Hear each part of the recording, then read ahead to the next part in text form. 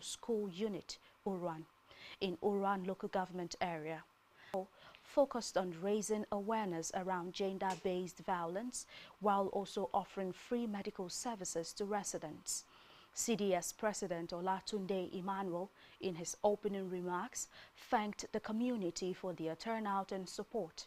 He noted that the initiative was organized to enable core members give back to the host community through health intervention and advocacy on critical issues. The keynote speaker, Ekaite Johnny, the head of station Tangsio FM, described gender-based violence as a serious human rights violation that affects both women and men, debunking the myth that gender-based violence affects just the women. She further encouraged anyone who has experienced or witnessed abuse to report cases to the Ministry of Women Affairs at the Idongesit Inkanga Secretariat or reach out to Tangsio FM or call the helpline 0803 271 3332.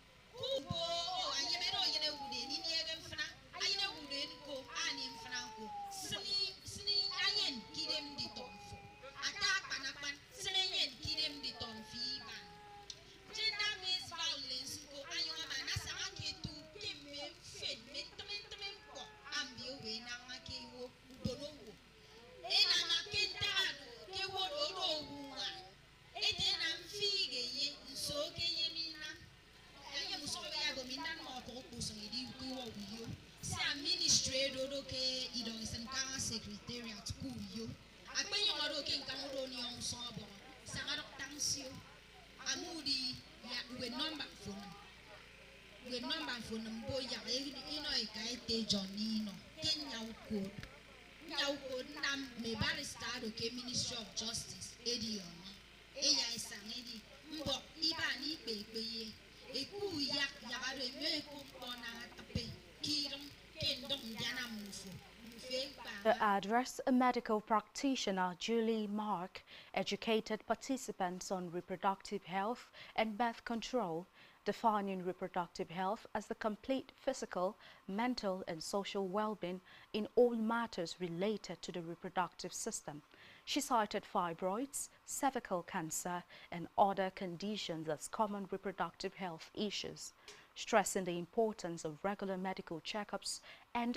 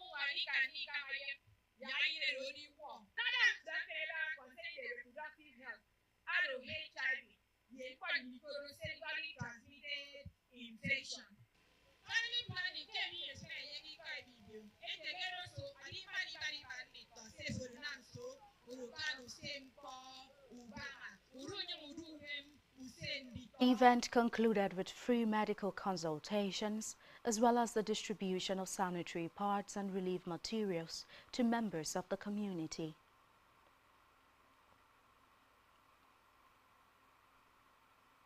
In Africa, the International Monetary Fund, IMF, has praised Senegal for acting to engage reforms to strengthen its economy, while also working with the IMF to clarify and amend its debt position after it uncovered misreporting of how much the African country owed creditors.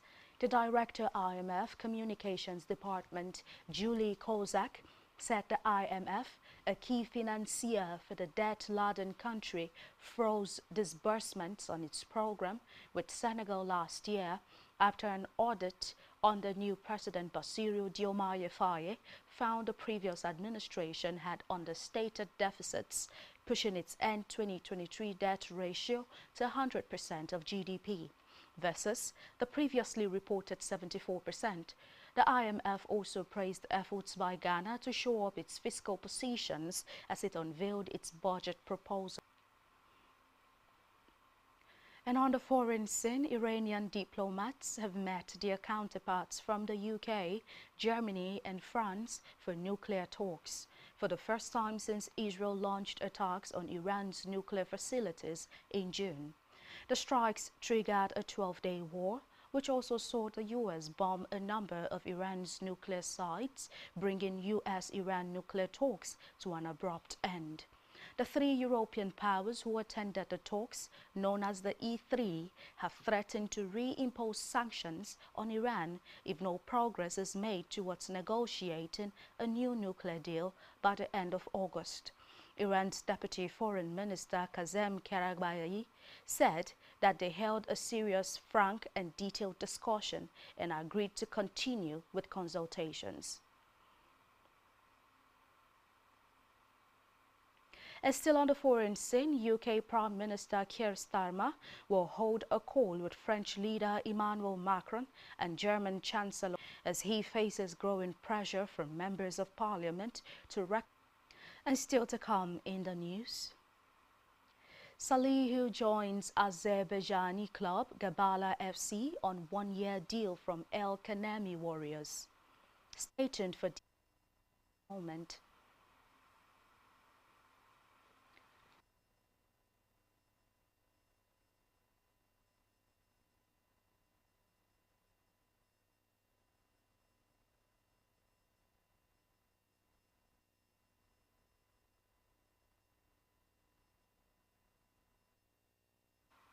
Many thanks for staying tuned, and now we move over to the rest of the news stories. On our business news, the federal government has mandated that all ministries, departments and aides in their 2025 expenditure submissions, the directive contained in the official implementation guidelines for the 2025 Appropriation Act aims to improve transparency and accountability in the execution of capital projects nationwide. According to the new guideline issued by the Budget Office of the Federation, the required project accountants and financial officers borrowing. The Accountant General of the Federation, Shamsuddin Ogunjimi, gave the warning during the 2025 retreat of the Federal Projects Financial Management Department held in Abuja. Ogunjimi, who was represented by the Director of Finance and Accounts, Akwa Chuks, said that the funds under the supervision were not only public but also borrowed and therefore must be handled with a deep sense of responsibility. He noted that the retreat was a testament to the commitment of the Office of the Accountant General of the Federation to enhancing the financial management of federal projects, urging officers to use the platform for reflection, collaboration and strategy. The federal government negotiable pathway to achieving universal health coverage and improved well-being for all Nigerians. The Coordinating Minister of Health and Social Welfare, Professor Mohammed Patey, stated this at a press briefing to commemorate the National Self-Care Day, themed Self-Care, Empowering Individuals, Families and Communities for Universal Health Coverage, and the slogan, Prevent, Protect, and empower. Mohammed, who was represented by the ministry's Director of Food and Drug Services at the ministry, Olubumi Ariabiana, emphasized that self-care is not a luxury but a necessity. He urged that Nigerians must prioritize their physical, emotional, and mental well-being to lead healthy, productive, and fulfilling lives.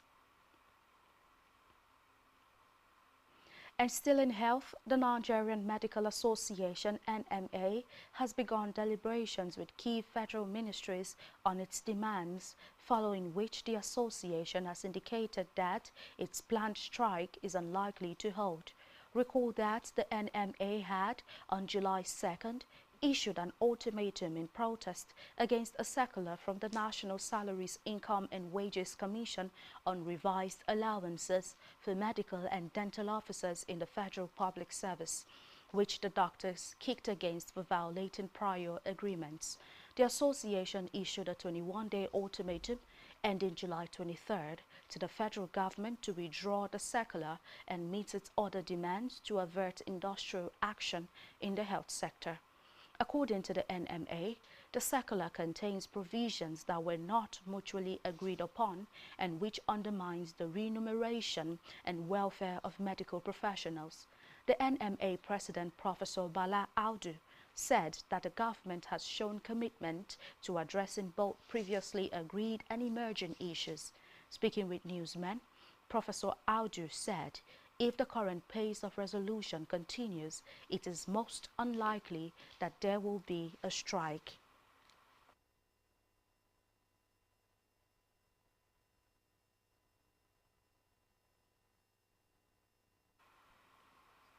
And now to sportswear. Nasiru Salihu has signed a one-year contract with Azerbaijani club Gabala FC. Salihu joined Gabala from Nigeria Premier Football League and PFL side El Kanemi Warriors. The youngster had a breakthrough campaign during El Kanemi Warriors President Federation Cup triumph in 2024. Salihu was named the most valuable player during the competition. The 18-year-old midfielder netted 5 goals in 16 appearances for the El Kanemi Warriors last season and represented Nigeria's Flying Eagles team at the WAFU Zone B qualifiers. And still in sports, the Nigerian Football Federation (NFF) has appointed Manu Garba, Golden Eaglets head coach. Garba's appointment was approved following the recommendation of NFF Technical Committee. The experienced tactician will be managing the Golden Eaglets for the 4th time. The Executive Committee also approved the appointment of Moses Aduku as head coach of the Falconets. Aduku takes over from coach Chris Danjuma. Reports say he led Edo Queens to win the Nigerian Women Football League (NWFL) title 2 years ago. Aduku was also assistant coach of the Falconets when he reached the quarterfinals of the FIFA Under-20 Women's World Cup finals in Costa Rica in 2022. Both Garba and Aduku will officially resume on Sunday as their different teams have upcoming engagements. On our entertainment news, talent manager Muyiwa Awoniyi has officially parted ways with singer Omale. Awoniyi, who announced this via his X-handle, hinted that they ended their partnership amicably. He wished the so-so singer success in his future endeavors. And last in the news, at this hour, musical charts data has revealed that Nigerian singer Temilade Okpeniyi, popularly known as Tems, is now the best-selling female African artist. Tems, who launched her music career in 2018, has now surpassed industry veterans like Angelique Kidjo, Tiwa Savage, and Yemi Alade to become the most commercially successful African female artist. According to the data, the Grammy-winning singer has sold over 25 million units worldwide. She also has numerous platinum and gold certifications in the UK, Canada, France, Switzerland, New Zealand, Australia, Belgium, and South Africa. And that's all we have for you at this time. Do ensure to follow us on social media and subscribe to our YouTube channel, all of which you can find on our website, spectrumtvlive.ng. You have been watching Spectrum News at 4. I am Rita Inung. Do enjoy the rest of your day.